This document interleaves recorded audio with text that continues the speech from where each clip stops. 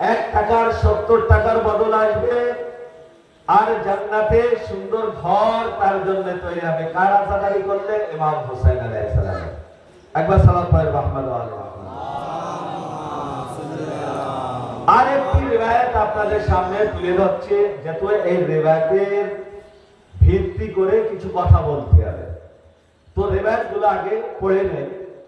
বলা হচ্ছে যদি কোনো ব্যক্তি ইমাম হুসাইন আলাইহিস সালামের জিয়ারত করে তাহলে বলা হচ্ছে হজের সমান সওয়াব। এবারে প্রশ্ন অটোমেটিক জেগে গেছে, ভাই হজে গেলে 7 লক্ষ টাকা, জিয়ারতে খুব বেশি 1,10,000 টাকা এখন খরচা, তো কিভাবে সম্ভব 7 লাখের মোকাবেলা 1 লাখ করবে? প্রশ্ন আসছে কিনা? তো বলছি শুধু একটা হজ না, কয়েকটা হজের সমান সওয়াব আপনি পাবেন। প্রশ্ন আরো জোরালো হলো কিনা যে কিভাবে সম্ভব? তারপরে বলছে কয়েকশো না হাজার হজের সমান সওয়াব। আরো প্রশ্ন জোরালো হলো কিনা যে কিভাবে সম্ভব? তারপরে বলছে উমরা করলেও তো ভালো খরচা, বলছে উমরার যে সওয়াব ইমাম হুসাইন আলাইহিস সালামের জিয়ারতে গেলে সেই সওয়াব আপনি পাবেন। আরো প্রশ্ন জাগলো, তারপরে আরো শুনবেন কারবালার শাহাদাতের ঘটনা তো আপনারা শুনেছেন, কত কষ্ট, কত পরিশ্রম, কত তারা মেহনত করেছে, কুরবানি দিয়েছে, ইমাম হুসাইন আলাইহিস সালামের থেকে সুসংবাদ দিয়ে গিয়েছে, বলেন তাই কিনা? এইবারে আমি যদি বলি যে ইমাম হুসাইন আলাইহিস সালামের সঙ্গীরা যে সওয়াব পেয়েছে সেই সওয়াব আমি আজাদারি করে পাবো, তাহলে আমার শিয়ারাই বলবে কি বলছেন আপনি, বলবে কিনা? শিয়ারাই বলবে যে মাওলানা সাহেব আপনি বলতে বলতে তো অনেক বলে ফেলছেন, যে ইমাম হুসাইনের সঙ্গে যারা যুদ্ধ করেছে, সাথী যারা হাবিব বিন মাযাহিব, কাসিম জনাবে আব্বাস আলমদার, যারা সঙ্গী ছিল 71 জন, তারা যুদ্ধ করেছে, সেই সওয়াবের আপনি হকদার হবেন। তো প্রশ্ন আরো জোরালো হবে, বলেন তাই কিনা? তারপরে যদি আরো বলা হয় যে ইমাম হুসাইন আলাইহিস সালামের জিয়ারত করলে তোমার হযরত মুহাম্মাদের কবরের জিয়ারতের সওয়াব আপনি পাবেন, আরো আশ্চর্য হয়ে যাবে। আরে মাওলানা তো আরো বেশি বলছেন তো আপনি। তো বলতে বলতে মাওলানা বলছে, রিওয়ায়াত বলছে, ইমামরা বলছে, মাওলানা না রিওয়ায়াত বলছে যে আপনি যদি ইমাম হুসাইন আলাইহিস সালামের জিয়ারত করেন তাহলে আপনি স্বয়ং 1,24,000 নবীর জিয়ারতের যে সওয়াব পাবেন সেই সওয়াবের হকদার আপনি হবেন। একবার সালাত পড়ে মুহাম্মদ আলে মুহাম্মদ বলেন। প্রশ্ন তো যারা আমাদের গায়ের তারা তো করবেই করবে। এখন তো আমাদের প্রত্যেকের মনে প্রশ্ন জেগেছে, কারণ কি? ইমাম হুসাইন আলাইহিস সালামের জিয়ারত করলে এতটা সওয়াব, তার কারণ কি? তার কারণ নিশ্চয়ই একটা না একটা কিছু থাকবে। সেই কারণও ইমামরা রিওয়ায়াত আমাদেরকে বলে দিয়েছে। একটা উদাহরণ দেই, ছোট্ট উদাহরণ, তারপরে মেন উদাহরণের দিকে যাব। মনে করেন আপনি একজন কোটিপতি, আপনি কোন জায়গায় গিয়ে একটা বিপদগ্রস্ত হয়েছে, সেখানে আপনার ক্ষুধার্ত, পিপাসা, আপনার সমস্যা, বাড়ি আসতে পারছেন না, সেই সময় যদি আপনাকে কেউ সাহায্য করে তা আপনি কেমন ভাবে তাকে ধন্যবাদ জানাবেন? ইনসাফ করে বলেন। মনে করেন মসলন্দপুরে এমন ভাষা ফেসে গেছেন যে আপনার না ডাইরে যাওয়ার ক্ষমতা, না বাইরে, না টাকা আছে 2 টাকা খরচা করে বাড়ি পর্যন্ত ফেরা, সেখানে যদি আপনাকে শুধু ভাড়াটুকু দিয়ে একজনা বাড়ি পাঠায় তাকে কতটা কৃতজ্ঞ জানাবেন আপনি? আসলে যদি আপনার মনে বিবেক, তারপরে আপনার মনে যদি মানুষত্ব থাকে, যার যতটা মানুষত্ব হবে সে ততটা তাকে সাহায্য করবে, বলেন তাই কিনা? অবশ্যই সাহায্য করবে, আর এটা হওয়াও দরকার। তো এই যে প্রশ্ন আমাদের মনে জাগলো, এই প্রশ্ন শুধু আপনাদের মনে জাগে, যারা আলিম সমাজ মুস্তাহিদের লেভেলে তাদেরকেও এই প্রশ্ন জেগেছে। দেখেন আপনি বদরে বসেছেন, আপনাকে একজনা প্রশ্ন করেছে, আপনি জানেন না, আপনি আবার কিন্তু ওই প্রশ্নটা আরেকজনাকে করবেন, এটাই স্বাভাবিক। আপনার যারা জানে এইটাই স্বাভাবিক, আর এটা কিন্তু অন্যায় না। প্রশ্ন জানার জন্য যদি কেউ করে এটা স্বভাবের কাজ, বলা হচ্ছে কিছু জানার জন্য চাবি হলো প্রশ্ন।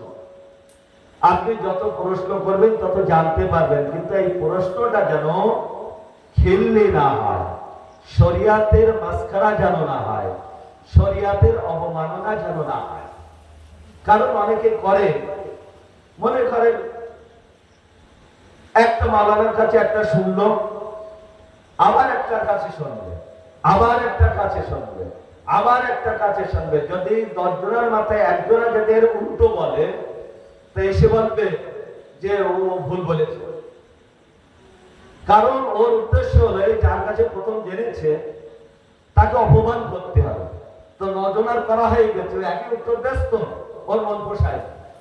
ও ঠিক 12 জনের মাথায় কেউ না কেউ তো বলবে, ভুল হতেই পারে, সেইটাকে সে সঠিক ভেবে তাকে অপমান করবে যে এই মাওলানা যে কথাটা বলেছিল ও ভুল বলেছে, অমুক মাওলানা এই গ্যাপটা বলবে না। সে এই গ্যাপ যে 11 জনা জিজ্ঞাসা করেছে, এই গ্যাপের কথা আর বলবে না, ডাইরেক্ট এখান থেকে ওখানে লাভ দেবে। আমি এই মাওলানার কাছে জিজ্ঞাসা করিলাম, এই মাওলানা এই বলেছে আর ওই মাওলানা ওই বলেছে, দুই মাওলানা একেবারে কাঠগড়ায় খাড়া করে দেবে।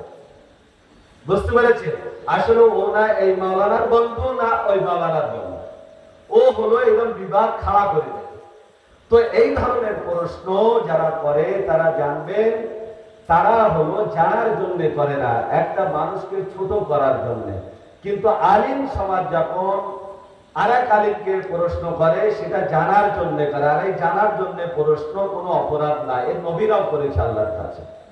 উদাহরণ, জানাবে ইব্রাহিম নদীর কিনারে দিয়ে যাচ্ছিলেন, জানাবে ইব্রাহিম কি দেখলেন? একটা পচা সারা লাশ পড়ে আছে, তাই তো? আল্লাহকে বললো, হে আমার মাবুদ, কিয়ামতের মাঠে তুমি পুনরায় আবার মানুষকে জীবিত করবে। এই লাশের দিকে গলা ছড়া পচা দেখে বললো। আল্লাহ বললো, ইব্রাহিম তোমার বিশ্বাস নেই আমার প্রতি? তো ইব্রাহিম আলাইহিস সালাম বললেন, আল্লাহ তোমার প্রতি তো বিশ্বাস আছে, আরো আমার আত্মার শান্তির জন্য আমি এই প্রশ্নটি আপনাকে করলাম। দেখেন একটা ভালোবাসার পরিচয়, এও একটা ভালোবাসার পরিচয়। দেখেন আমি আপনি 2 ঘন্টা কথা বললে আমাদের গাল দিয়ে তেতোবার হয়ে যায়, কিন্তু যদি একজন আর একজনকে ভালোবাসে পুরো রাত চলে, ক্যাসেট পুরো রাত চলে। মুখ ব্যথা হয়, তার অসুবিধা মনে হয়। একটা ছেলে একটা মেয়ে যদি ভালোবাসে আর যদি 10 ঘন্টাও কথা বলে তৃপ্তি মেটে, তার কারণ কি? তার ভালোবাসা আছে। তো অনেক সময় দেখা যাচ্ছে খুঁটিনাটি জিজ্ঞেস করে, কারণ একটা কথা বলে জারি রাখবে, তার আবার শেষ হবে আর এর আবার শেষ হবে। তো জানাবে ইব্রাহিম আলাইহিস সালাম আল্লাহকে অতি ভালোবাসত, নদীর কিনারে দিয়ে যাচ্ছে, বিশ্বাস তো ছিল, তারপরে একটু নাড়লো, যাই আল্লাহ আমি বিশ্বাস আছে তোমার উপরে, কিন্তু মনের শান্তির জন্য। তো আল্লাহকে ভালো লাগে খালিল আমার। তো বললে, মজা করে বললেন, খুব সুন্দর ভাবে বললেন, হ্যাঁ ইব্রাহিম 4টে পাখি ধরো। কি 4টে? 4 ধরনের প্রাণী ধরো, আর 4টে পাখিকে তুমি জবাই করো। জবাই করার পরে ওর গোশকে টুকরো টুকরো করো। মজা আসছে তো, আল্লাহরও মজা আসছে, কারণ খলিলের সঙ্গে কথা বলছে, আর খলিলেরও ভালো লাগছে, আমার আল্লাহ কথা বলছে। বলছে জবাই করো, জবাই করার পরে মাংস টুকরো টুকরো করো, টুকরো টুকরো করার পরে পাইল করে দাও, মিশিয়ে দাও। কত মজার কথা! একসঙ্গে বললে বলতে পারতো, সঙ্গে সঙ্গে জীবিত করলে করতে পারতো, পারতো না আল্লাহ, কিন্তু মজা আসছে, কারণ হ্যাঁ ভালোবাসা।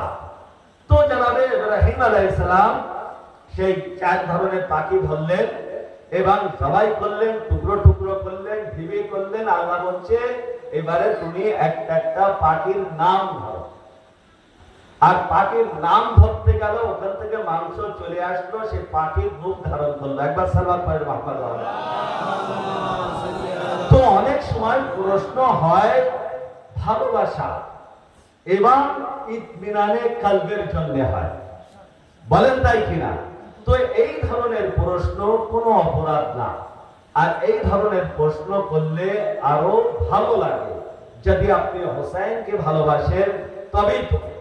রিওয়ায়াত বলছে আমরা শুরুতে আমি কি বললাম? জান্নাতে যাওয়ার জন্য। জানেন রিওয়ায়াত আরো আগে বলছে শিয়াদের জান্নাত দোয়া হবে, তারা যাবে না। আজকে বেশি বাড়াবাড়ি হয়ে যাচ্ছে মনে হচ্ছে না? বলছে শিয়াদের জান্নাত দোয়া হবে, তোরা যাবে না। আশ্চর্য ব্যাপার। রিওয়ায়াত বলছে, কারণ আপনি চিন্তা করেন, ফেসবুকে আপনি একটা বন্ধুত্ব পাঠিয়েছেন, তাকে কখনোই আপনি দেখেননি, আপনি প্রাণ দিয়ে ভালোবাসেন, অর্থাৎ সে যদি বলে মরে যা, মরে যাবে, বলেন তাই কিনা? যদি এই পর্যায়ে পৌঁছে যায়, আর যদি কখনো দেখা হয়, যেমন চিন্তা রেখেছে, কিন্তু দেখা যাচ্ছে ফেসবুকে সুন্দর চেহারা, পরে দেখা গেল সে অন্যরকম, তো সে ভালো লাগবে, ও আলাদা জিনিস। কিন্তু মনের মতো যদি হয়, যেমন দেখেছি তেমন, শুনেছি তেমনই, নকল না আসল, তাহলে আপনি সত্যি সত্যি যখন তাকে দেখবেন কোনো জায়গায় আর পেয়ে যাবেন, তো দুনিয়া একদিকে আর সে একদিকে থাকবে।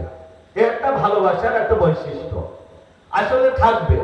তো আমরা যে হোসেন হোসেন করছি, এই হোসেন যদি আমাদের সামনে একবার আসে, আপনার দুনিয়া মনে থাকবে? ইনসাফ করে বলেন, মনে থাকবে? আসলে মনে থাকারই কথা না, কারণ যে হোসেনের জন্য পুরো পরিবারকে আমি লুটিয়ে দিয়েছি, যে হোসেনের জন্য পুরো বছর ইনকাম করেছি আর আজাদারদের খাইয়েছি, যে হোসেনের জন্য আজাদারি মাথা মলনি 10 দিন কাজ ছেড়েছে, বলেন এই ধরনের ভালোবাসা যদি আপনার পরিচিত অর্থে থাকে, তাহলে যদি হোসেনকে আপনি একবার দেখতে চান, তাহলে আপনি সেই হোসেনকে ছেড়ে আর কোনো জায়গায় যাবেন? কোন জায়গায় যাবেন না। রিওয়ায়াত তাই বলছে, শুনুন মন দিয়ে, বলছে রোজ হাসরের ময়দানে যখন মানুষ সবাই কাঁদবে, ওরাই কাঁদবে না যারা পৃথিবীর বুকে ইমাম হোসেনের জন্য কেঁদেছে। একবার সালাম করেন মুহাম্মদ আলে মুহাম্মদ।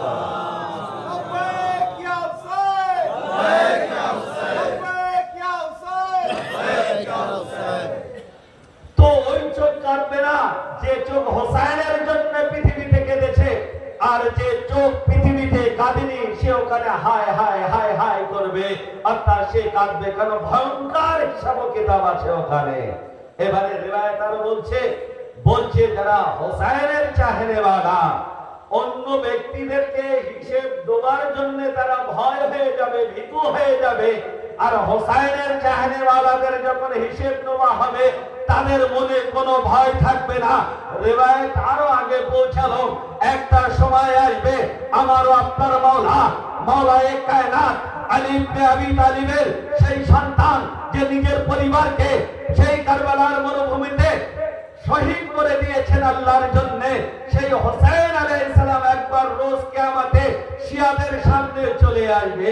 এবারে শিয়ারা ঝাঁকে ঝাঁকে ইমাম হোসেন আলাইহিস সালামের দিকে যাবে, আর হোসেন আলাইহিস সালাম যে বক্তব্য দেবে, সেই বক্তব্য আহলে বাইতের চাহনেওয়ালারা শুনতে থাকবে। একবার সালাম করে মুহাম্মদ আলে মুহাম্মদ করে। আরো মজার কথা শুনেন, রিওয়ায়াত বলছে, এই কামিলুজ জিয়ারাত একটি বই আছে, যে এক বড় আলেমে দ্বীন তিনি লিখেছেন, বিভিন্ন হাদিস থেকে, তার থেকে আমি বর্ণনা করছি। বলছে ইমাম হোসেন আলাইহিস সালাম বক্তব্য দেবে, কথা বলবে। আমি বলেছি না, ভালোবাসা যদি থাকে, যার জন্য সব উজাড় করেছি, যদি পরিচিত ভালোবাসা থাকে, পরিচিত ভালোবাসা থাকে, তাহলে সে তাকে যখন দেখবে চোখ আর নড়বে না। এদিকে ফেরেশতারা বলবে, এই হোসেনের চাহনেওয়ালা, জান্নাতে এসো, জান্নাতে এসো, জান্নাতে এসো, জান্নাতে এসো। হোসেনের চাহনেওয়ালারা কোনো গুরুত্ব দেবে না। আমি বলেছি না, এরা জান্নাতও যেতে চাবে না, কারণ জান্নাত তো হোসেন, এরা জান্নাতও যাবে না। আবার জান্নাত থেকে লালসা দেওয়া হবে। কি লালসা? হুর শুনেছেন কিনা? হুর যখন এই ফেরেশতারা পারবে না, তখন সেই জান্নাতের গিলমান বলা হয় সবচেয়ে সুন্দরী। দেখেন, জান্নাত মানে সুন্দর। সেখানে বলেছি না, সুন্দর ঘর মানে সে কল্পনার বাইরে, শুধু রিওয়ায়াতে বর্ণনা হয়, সে বলছে, হয়তো আমরাও বুঝতে পারি না বা বোঝানো যাবে না যে জান্নাত তো নিজেই সুন্দর, তার মধ্যে সুন্দর কিভাবে আসবে? তারপরেও বলছে সুন্দর। যখন ফেরেশতারা ডাকবে, তখন তারা যাবে না। কোথায়? সেই জান্নাতে যাবে না, কারণ হোসেন তো মালিক। আরে হোসেন আমাদের না নিয়েও যাবে না। আরে হোসেনের জন্য হায় হায় করেছি, হায় হোসেন করেছি, সেই হোসেনের স্বয়ং বক্তব্য শুনছি। এতদিন তো আমাদের মতো পাপীদের বক্তব্য শুনে আপনি ঝরে অঝরে কেঁদেছেন। এবারে সেই হোসেনের বক্তব্য যখন শুনবেন, তখন ওই জান্নাতে আপনার যেতে ইচ্ছা হবে না। তো মালাইকারা ফেরত যাবে, আল্লাহর আওয়াজ দেবে, তারা আবার সেই জান্নাতের হুর সুন্দরী ব্যক্তি, তাদেরকে গিলমান আরো ব্যক্তি একদম সুন্দরভাবে সাজানো, তারা আবার আসবে। যে এদের চেহারা থেকে হয়তো আবার হোসাইনের চাহনেওয়ালারা জান্নাতে ফিরে আসবে, কিন্তু হ্যাঁ, যে হোসাইনকে পেয়েছে এই জন্যই তো হোসাইন বলেছে যে হে আমার মাহবুব, যে পৃথিবীর বুকে না না যে তোমাকে পেয়েছে, পৃথিবীর বুকে যদি সব কিছু হারিয়ে ফেলে তাহলে সে কিছুই হারায়নি, কেন তোমাকে পেয়েছে। আর পৃথিবীর বুকে যদি কোনো ব্যক্তি সব কিছু পেয়ে থাকে আর তোমাকে যদি হারিয়ে ফেলে সে কিছুই পায়নি। একবার সালাত পড়ে মাহমুদ আলে মাহমুদ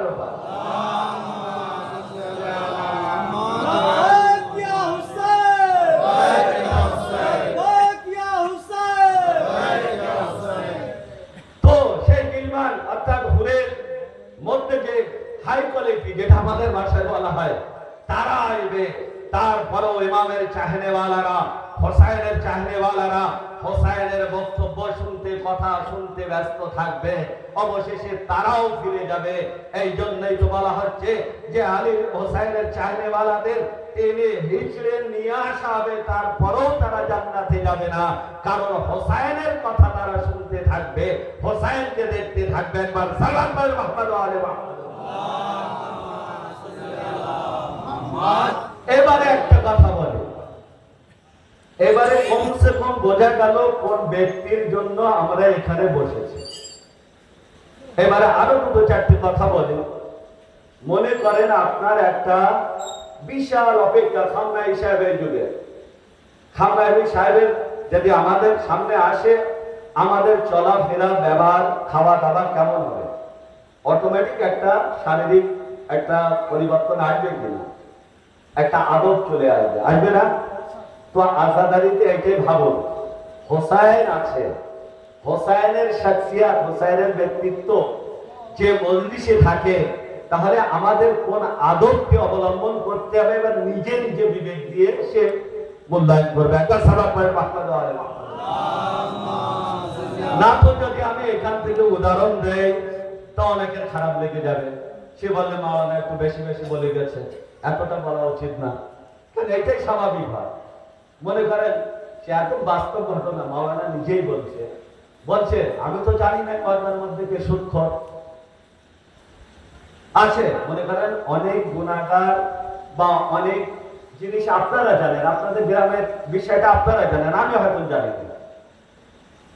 আমি হয়তো একটা সাধারণ শরিয়াত বলতে বলতে দেখা যাচ্ছে তার মধ্যে ব্যবহারে ৩-৪ জন পড়ে গেছে, পড়তেই পারে, কিন্তু যেই বলা হয়েছে না, ও টার্গেট করে নিয়েছে মাওলানাকে, তো সে ভদ্রও ছিল। লাস্টে হাত মেলার সময় যে সুদের বিষয় বলিস তো, হাত মেলার সময় যে বলছেন মাওলানা এই বিষয় ছাড়া কোনো বিষয় ছিল না, তার মানে সুদ খায়, তো সুদের বিরুদ্ধে বলে তো খুব খারাপ লেগেছে। তো বলতে এই বিষয় ছাড়া কি আপনার মুখে কিছুই ছিল না? আসলে মাওলানা জানতো না কেউ সুদ করবো, আজকে জানিয়ে দিয়েছে। মাওলানা জানতো না কেউ সুদ খোর, ওদের বলেছে বিষয় ছাড়া কিছু ছিল না, তো মাওলানা বুঝতে পারেন সুদ খায়। তো অনেক সময় যারা অশিক্ষিত, জ্ঞানে কম, তারা এই ভুলগুলো করতে থাকে, নিজের মানহানি নিজেই করে। বুঝতে পেরেছেন? নিজের মানহানি নিজেই করে। তো আমি যখন হোসাইন আলাইহিস সালামের শাখসিয়াত বয়ান করে দিলাম, ব্যক্তিত্ব, এবারে কেমন ভাবে আজাদারি করলে ভালো হয় সেটা আমাকে বিবেক করতে হবে। উদাহরণ দেয়, কে মনে করেন আমরা সন্ন্যায় দিয়েছি মাথামের কালো কাপড় পরে, তার সন্ন্যার ইমাম বাড়ি বসতে হবে, ওই পেছনে বাড়ি বাগান আছে, ওখানে বসে গল্প করতে হবে। এবার আপনার বিবেক, এই বিবেকটা আমি বলবো না, বলেন তাই কিনা?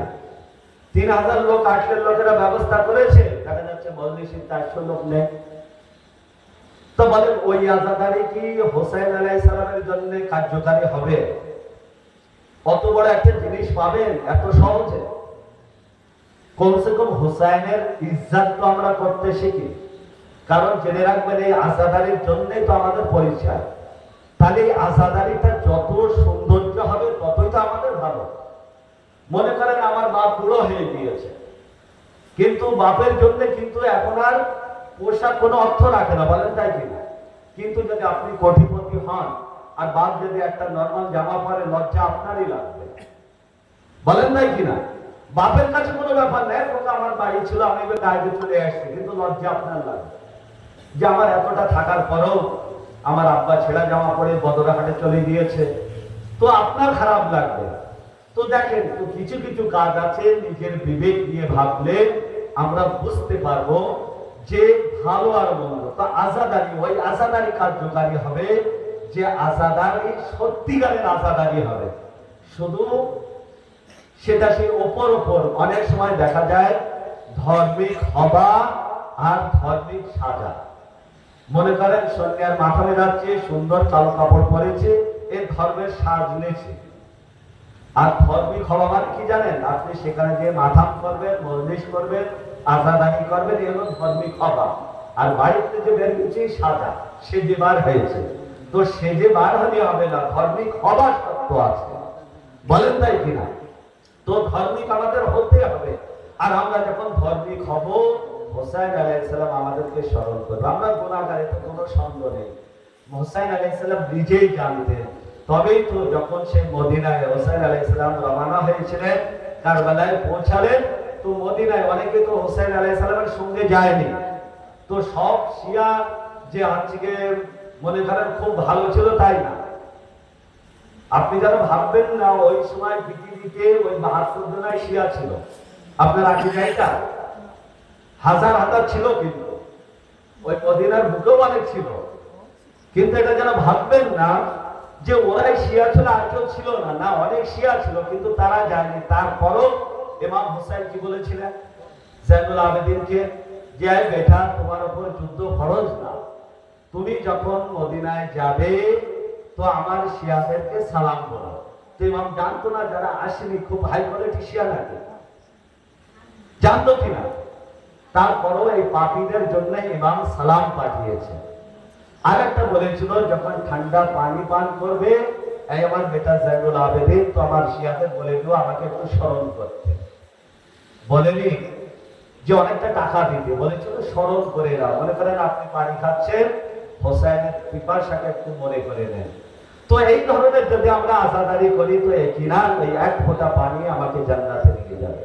হ্যাঁ, এবার আসল বিষয় আসে যে প্রশ্নের উত্তর তো দিতে হবে যে ইমাম হুসাইন আলাইহিস সালামের যে কাঁদে, যে জিয়ারত করে, তার ফজিলত, তার সওয়াব এত। এবারে সে উদাহরণ এক সৈয়দ আলিমে দ্বীন ছিল, এই উদাহরণটা সেই সৈয়দের উদাহরণ। তাও ঘোড়া সওয়ার সে সাধারণ ব্যক্তি ছিল না, এই ছিল আলিমে দ্বীন। তার মনে এই প্রশ্নটা জেগেছে যে ইমাম হুসাইন আলাইহিস সালামের জিয়ারতে এত সওয়াব কিভাবে সম্ভব, যেমন আমাদের মনে জেগেছে। তো এই চিন্তা করছিল, দেখলো হঠাৎ করে তার সামনে এক ঘোড়া সওয়ার এসছে। আসার পরে বলছে মোস্তাহিদ লেভেলের লোক, তো বলছে এই সৈয়দ বাইরুল উলুম, তোমার মনে যে প্রশ্ন জেগেছে সেই প্রশ্ন আমার সঙ্গে শেয়ার করো, আমি তোমার প্রশ্নের উত্তর দেবো। প্রশ্ন কি ছিল? যে হোসাইনের জিয়ারত করলে, আজাদারি করলে হাজার হজ উমরার সওয়াব কিভাবে সম্ভব? তো সেই সৈয়দ বলল হ্যাঁ এই প্রশ্ন। তাই সে ঘোড়া সওয়ারের কাছে রাখলেন। ঘোড়া সওয়ার বললেন সর্বপ্রথম তোমাকে আমি একটা উদাহরণ দেই, উদাহরণের মাধ্যমে তুমি বুঝতে পারবে। আর আমরাও সবাই বুঝে যাব, কারণ অনেক সময় উদাহরণ দেই আমরা নিজেরা, পাপীদের মুখ দিয়ে উদাহরণ বার হয়। আর ওটা হলো স্বয়ং কোন মাসুম ছিল না, তো মনের কথা কি করে বুঝতে পারলো? কিন্তু দেখেন আমরা একটা বিশ্বাস করি না, আমাদের মুস্তাহিদরা বলেছি না, আমি আপনার সিনিয়র, আমার সিনিয়র আরেকজনা হতে হতে এক জায়গায় শেষ হয়ে যায়, মনে করেন মুস্তাহিদ, তারপরে সিনিয়র হলো ইমামরা। তো ওনারা যখন একটা প্রশ্ন করে, সে আমাদের দিকে সম্মুখে প্রশ্ন করে না, তারা ইমামকে প্রশ্ন করে, কেন তাদের সিনিয়র হলো ইমামরা। তো তারা ইমামদের কাছে প্রশ্ন করেছে আর তাদের তরফ থেকে এই সাহায্য এসেছে। তো বলছে দেখো উত্তর আমি দিচ্ছি। মনে করো একটি বাদশা জঙ্গলে শিকারের জন্য গেল, শিকারে যাওয়ার পরে বাদশা রাস্তা হারিয়ে ফেলল, যারা সঙ্গে ছিল তাদেরকে হারিয়ে ফেলল। আর আমরা এটা জানি বাদশা যখন কোনো শিকারিতে যাবে তার ঝোলা কিন্তু তার কাছে থাকবে না, ম্যানেজারের কাছে থাকবে। তার যে দায়িত্বই আছে গার্ড আছে তাদের কাছে থাকাটা স্বাভাবিক। আমরা বাস্তব জীবনেও দেখি একটা মন্ত্রী কিন্তু 5 লক্ষ টাকা পকেটে নিয়ে ঘোরে না, ম্যানেজারের সঙ্গে কথা বলে সব কিছু, এমনকি তার ফোনও ম্যানেজারের কাছে থাকে, এইটাই কিন্তু স্বাভাবিক। তো বাদশার কাছে কিছু থাকে না, ছিল। এবারে যখন বাদশার সঙ্গে হারিয়ে ফেললো তখন কি করবে? কষ্ট করে কখনো অভ্যাস নেই, জঙ্গলের রাস্তা সে চেনে না। উদাহরণকে দিচ্ছে সেই ঘোড়ার সবার কাকে দিচ্ছে? এই আলিম সমাজকে দিচ্ছে, আলিমে দিনকে দিচ্ছে। বলছে সালাত ভাই মুহাম্মদ আলে মুহাম্মদ বলছে যে সেই বাদশাহ জঙ্গলের রাস্তা হারিয়ে ফেলেছে, ক্ষুধার্ত পিপাসিত, সেই কথাই বলে টেনশনে ঘাম ঝরছে। হঠাৎ একটা ঘর দেখতে পেল, কুড়ে ঘর।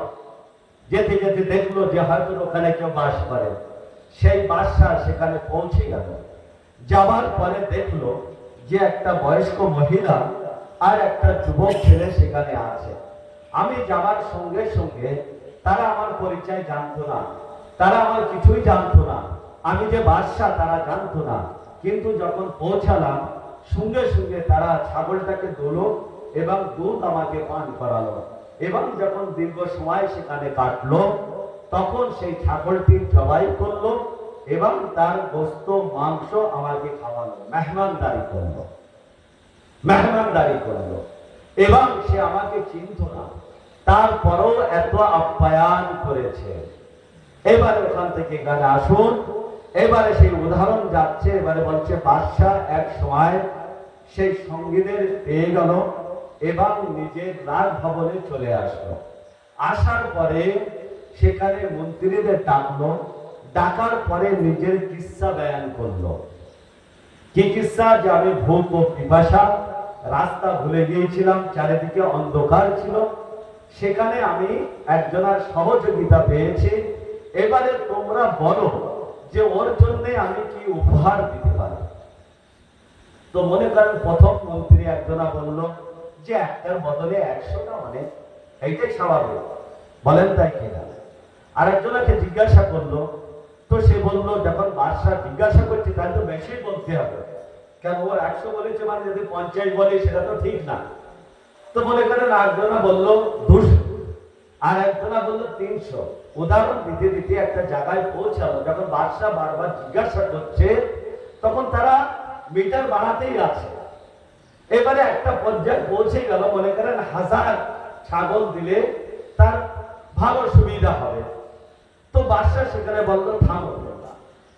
থামার পরে এবার বাদশাহ নিজে বলছে ওই বুড়িমা যে আমাকে আপ্যায়ন করেছিল তার কাছে শুধুমাত্র একটা ছাগলই ছিল, একটাই ছাগল ছিল। আর তার পুঁজি, আমাদের ভাষায় সব পুঁজি আমার উপরে নেশার করে দিয়েছে, সব কিছু পুঁজি। আর আমি যদি 1000টা দেই তো 2000 আমার কাছে আছে, ওর মোকাবেলা হবে? সে তো সব দিয়েছে। আর আমি যদি 2000ও দেই 5000 আমার কাছে থাকবে। তাহলে ওর অন্তরের সঙ্গে আমার মিল হচ্ছে না, বলেন তাই কিনা? মিল হচ্ছে? মিল হচ্ছে না। অর্থাৎ যদি আমি 200 দেই, 2000ও দেই, 5000 আমার কাছে মজুদ আছে, 5000 টাকা আমার কাছে আছে, ধন সম্পদ আমার কাছে আছে। অর্থাৎ 2000 বাকি ওর মোকাবেলা করতে পারবে না, কারণ ওর যা সম্পদ ছিল সব লুটিয়ে আমাকে দিয়েছে। এবারে বলল, এই সাইয়েদ, আরে ইসলাম তো ছিল, নামাজ তো ছিল, নামাজের লেজ কাটা হয়ে গিয়েছিল, রোজা তো ছিল, রোজার গলা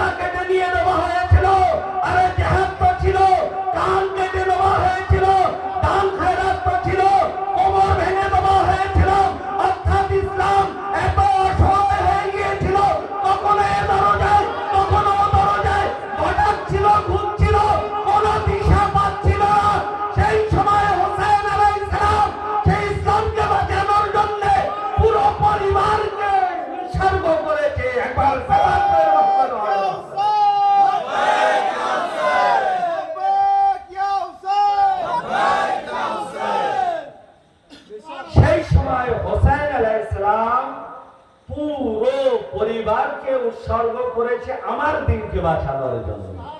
এবারে আপনি নিজের কাছে প্রশ্ন করুন, হোসেনের আল্লাহর খাজানায় কোনো কমি আছে?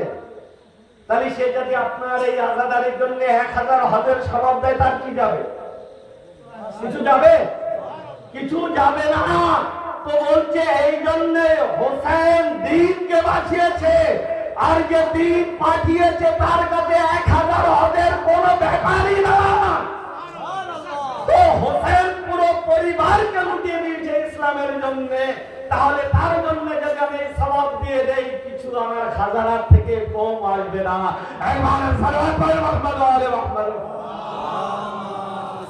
ইনশাআল্লাহ যারা কমসে কম আহলে বাইতের চাহনে ওয়ালা রিওয়ায়াত যখন শুনবেন মনে সন্দেহ করবেন না, কারণ আমরা কোনো হোসেনকে বুঝতে পারিনি।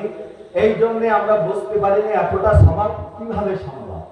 যারা হোসেনকে বুঝেছে তাদের কাছে কোনো ব্যাপার না। ওই তো আমি বললাম, যারা পরিচিত হোসেনি হবে তারা জান্নাতেও যাবে না, হুর আসবে, ডাকবে, তারপরেও হোসেনের দিকে তাকিয়ে থাকবে। এই মারিফত রেখে যদি আমরা আজাদারি করি, তো একই না এক ফোঁটা পানি অনেক। আল্লাহর জান্নাতে পাঠানোর জন্য আল্লাহ বিভিন্ন সুযোগ আমাদের দিয়েছে, তারপরেও সেই সুযোগটা আমরা ব্যবহার করছি না। এবার আমরা নিজের কাছে প্রশ্ন করি, মনে করেন 2 মাস আজাদারি করি, একটা মিনিটও এমন আছে শুধু হোসেনের জন্য করছি? বলেন, একটা মুহূর্ত যদি তার মধ্যে সামিল হয়ে যায় না, আমাদের জন্য যথেষ্ট, এই পাপীদের জন্য। কিন্তু সেই একটা মিনিট হওয়ার দরকার। বুঝতে পেরেছেন? কমসে কম 1 মিনিটও যদি হয়ে থাকে 2 মাসে, তো অনেক আমাদের জন্য। কিন্তু সেটাও হচ্ছে কিনা এবার আমাদের মূল্যায়ন করতে হবে। বলেন তাই কিনা? বলেন তাই কিনা? উদাহরণ দেই, মনে করেন আমার বাড়িতে আমি ভালো তাবারুক করছি, এই জন্য লোক আমাকে ভালোবাসবে, তাই তো? আসলে প্রথম চিন্তা ভাবনাটা এইটা। বলেন তাই কিনা? আমার তো দেখ তাহলে ওটা হোসেনের জন্য হয়েছে, কিন্তু উড়ির মধ্যে যদি সামান্য থাকে না, কাজ এসে যায়। তো সেই সামান্যটা যেন কমসে কম থাকে। 99% যদি আমার জন্য করে, কমসে কম 1% হোসেনের জন্য যদি থাকে, তা যথেষ্ট আমাদের জন্য। কিন্তু সেই 1%ও যদি না থাকে, তাহলে তো মুশকিল। তাহলে হোসেনের আজাদারি শুনবেন জনাবে হাবিব ইবনে মাজাহির। স্ত্রী দেখেন, অনেকেই বলে বিয়ে করার পরে তুমি যেও না ইমাম বাড়ি, তুমি যেও না, আরো যদি একটু এদিক ওদিক হয় তার পেটে ফেলবে। আর এও আস্তে আস্তে ঘষতে ঘষতে ঘষতে ঘষতে ও প্রথম কালো জামা ছাড়বে, তারপরে আস্তে আস্তে বলবে মজলিসে বসে কি হবে, বাড়ি নামাজ পড়তে, তারপরে আস্তে আস্তে সব কিছু ছেড়ে দেবে, তাই না? বলেন তাই কিনা? এইটা কি হোসেনের আজাদারি বলছে? হোসেনের আজাদারি যদি একবার মানুষের কবুল হয়ে যায়, তা সে কখনো পথভ্রষ্ট হবে না। এক মুহূর্তের জন্য কবুল হয়, অর্থাৎ সম্মান পাওয়ার পরে অসম্মান হবে না। তো আজাদারিতে সম্মান, কিন্তু সে অসম্মানিত কেন হচ্ছে? কারণ সেই একটা মুহূর্তের আজাদারিও তার কবুল হয়নি বলে। আস্তে আস্তে বড় কথায় সব কিছু ছেড়ে যাচ্ছে। বুঝতে পেরেছেন? এবার আস্তে আস্তে বায়না বানানো শুরু করে দিল, তারপর আস্তে আস্তে শিয়াদের বিরুদ্ধে বলা শুরু করে দিল। বুঝতে পেরেছেন? তাহলে সেটা তার আজাদারি না। বলে ও এটা দেখা যাচ্ছে সমাজ বাঁচানোর জন্য আমরা করছি। হাবিব ইবনে মাজাহিরের স্ত্রী, মাহবুবেরা শুনবেন, হাবিব ইবনে মাজাহিরের স্ত্রী ইমাম হুসাইন আলাইহিস সালাম কারবালায় পৌঁছালেন। পৌঁছানোর পরে চিঠি লিখলেন, শুধু 2-3টে কথা তিনি লিখলেন, সালাম, আসসালামু আলাইকুম। তারপরে লিখলেন আমি কারবালায় পৌঁছে গেছি। বলেন, আপনাদের একটা কথা বলি, তাহলে কারবালার সম্পর্কে হাবিব ইবনে মাজাহিরের যথেষ্ট জ্ঞান ছিল না? তো আপনি মনে করেন দিল্লি থেকে একটা গলির নাম বলবেন, আর আপনি যদি আমার পরিচিত বন্ধু হন, আর আমি সেই গলির নাম যদি না জানি, তা আপনি ব্যাপক কিনা? বলেন তাই কিনা?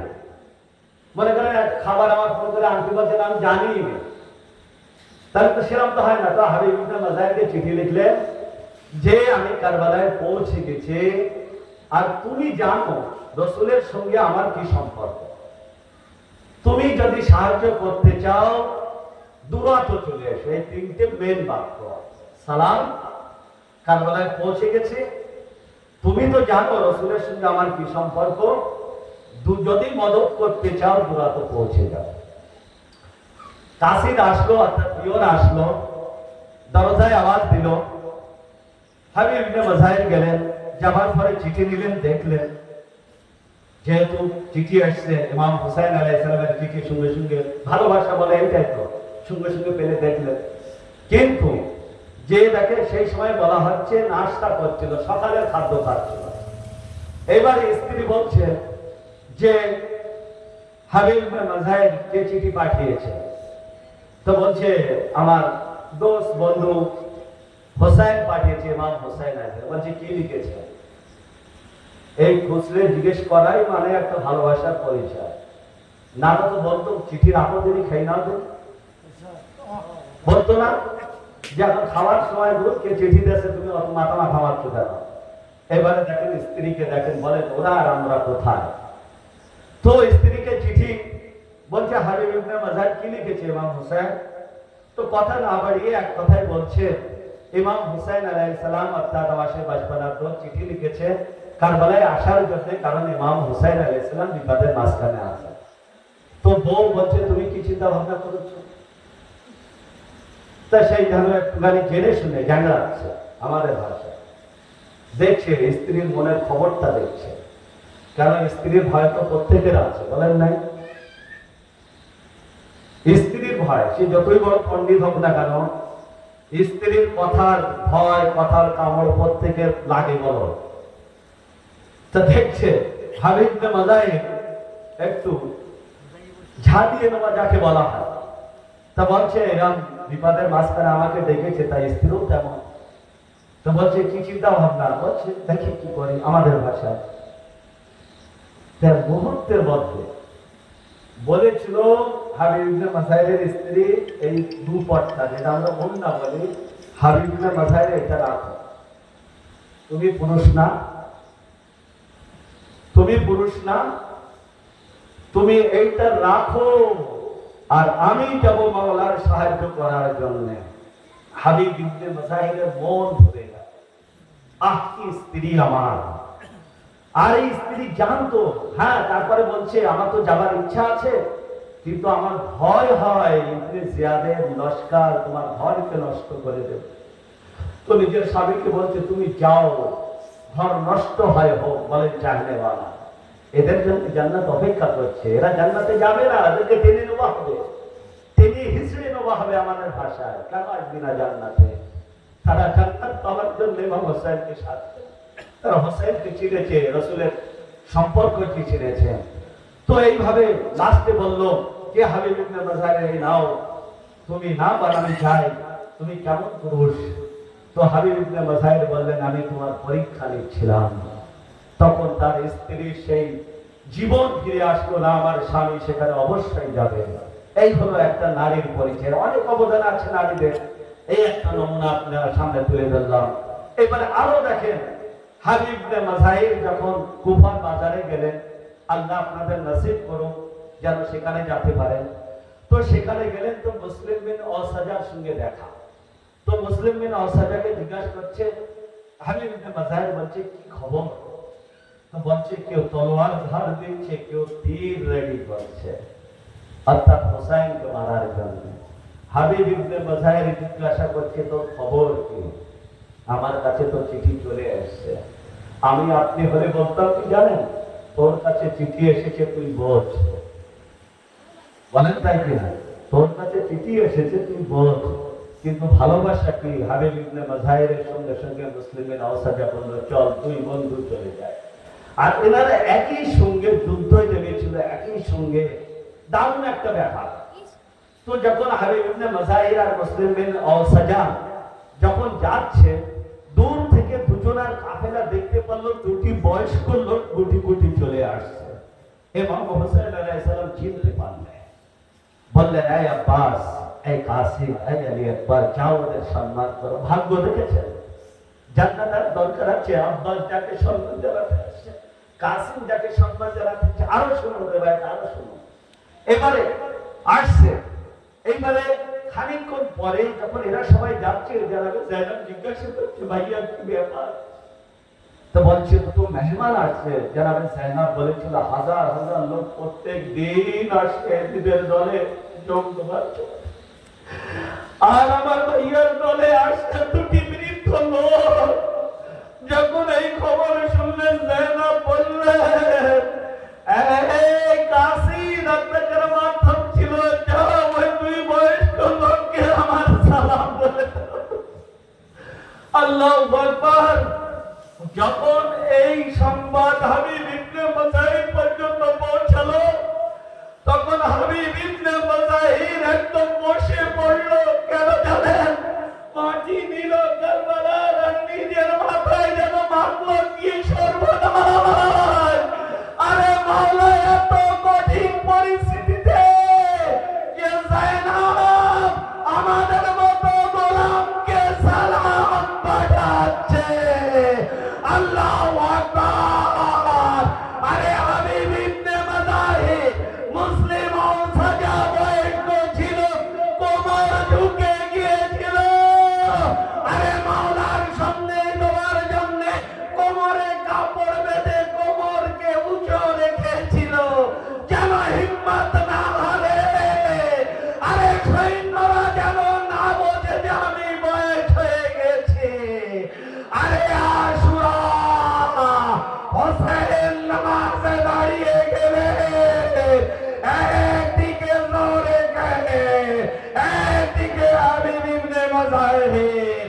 আরে তীর আসছে, হাবিব ইবনে মুজাহিদ আরে তীরকে বুকে দিয়ে দিল, শহীদ হয়ে গেলেন। ইন্না লিল্লাহি ওয়া ইন্না ইলাইহি রাজিউন। পাক পরওয়ারদিগার মুহাম্মদ ওয়া আলে মুহাম্মদ সরকার আমরা যেন পরিচিত অর্থে আজাদার হতে পারি সেই তৌফিক দান। হে মাবুদ, সামান্য রহম যদি আমাদের উপরে থাকে, হে আমার মাওলা, তো আমাদের মতো গুনাহগারদের জন্য যথেষ্ট, সেই তৌফিক দান করো। হে মাবুদ, আমরা গুনাহগার, আমরা পাপী, কিন্তু তোমার চাহনেওয়ালা, তোমার হুসাইনের চাহনেওয়ালা। কোন হুসাইন? যে হুসাইনের জিয়ারতের সওয়াব তুমি এতটা রেখেছো। হে মাবুদ, আমরা জানো হুসাইনের আযাদারি করতে করতে পৃথিবী ত্যাগ করতে পারি, সেই তৌফিক দান করো। হে মাবুদ, আমরা যেন বেশি বেশি নেক কাজ করতে পারি, সেই তৌফিক দান করো। হে মাবুদ, এই কালো পোশাকের সম্মান রাখতে পারি, সেই তৌফিক দান করো। হে মাবুদ, হে আযাদার, এই কালো পোশাক আমাদের বানানো না। হুসাইন আলাইহিস সালামের শাহাদাতের পরে বনি হাশিমের লোকেরা এই কালো কাপড় পরা শুরু করেছিল। আর কিনা এটা পরা ইবাদতের কাজ, ভালো দিক। হে মাবুদ, আমরা কালো কাপড় পরে যেন তোমার সৌন্দর্যের কারণ হতে পারি, সেই তৌফিক দান করো। হে মাবুদ, আমরা যখন কোনো জায়গায় মাথাম দাঁড়িতে যাব, মাথাম করব, মজলিস শুনবো, সেই তৌফিক দান করো। রব্বানা তাকাব্বাল মিন্না ইন্নাকা আনতাস সামিউল আলিম।